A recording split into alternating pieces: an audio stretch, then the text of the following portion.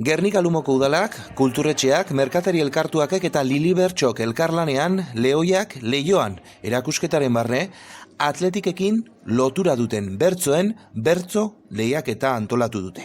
Lehiaketa honetan, 70 parte hartzaile izan dira, eta Jokin Garatea, kultura zinegotziaren eskutik, baita Lili Bertxo eta merkatari elkarteko ordezkariekin batera, sari banaketa ikusiko dugu. Nahi duguna da, zoriondu eta saritu bertso erakusketa edo bertso saio honera hurbildu edo aurkeztu dizen umieri. Bertso saioa eta bertso saria izen da erakusketa honek ematen dauen baloriek eta ematen dauzen ideiak Lili Bertxoarekin batera eta merkataritza elkartarekin batera egin dugun proposamen bat izan da. Eta proposamen honekin nahi izan duguna da alde batetik atletikek dekon baloriek, kirola dekon baloriek, euskera dekon baloriek eta bertsoa dekon baloriek bebai baloratu eta landu.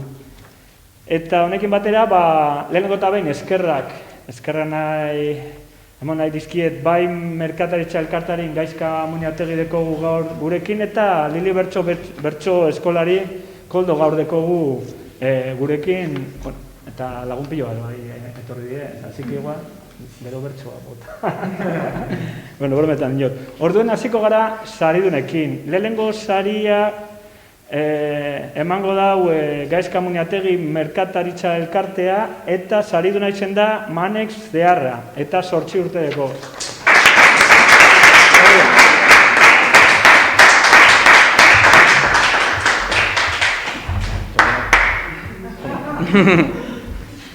Azmetako, baloie baitzuetako, atletiko pine, eta hau, alzutan hartun. Telebiztara ikusi. Ikusi nan, Manel, apurtxu bet, hola. Arrantzitxu bet. Perfecto. Muy bien. Bigarren saria, Lili Bertxok emango deu, Koldo berak, eta sariduna izango da, izen da, Xavier Arroyo, eta 11 urte goz.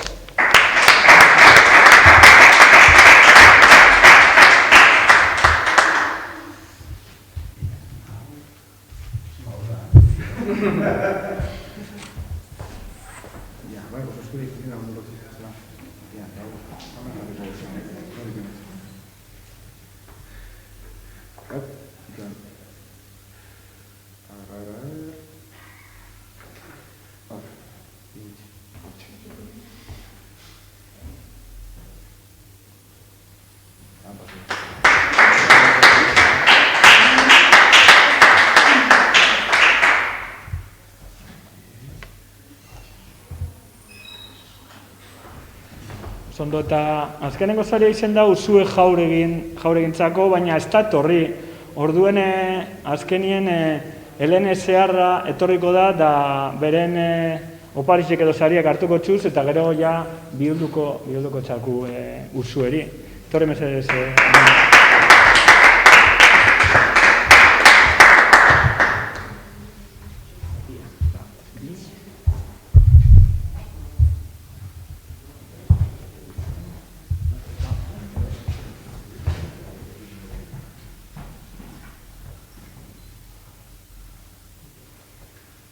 Oso ondo, honemon kristeri.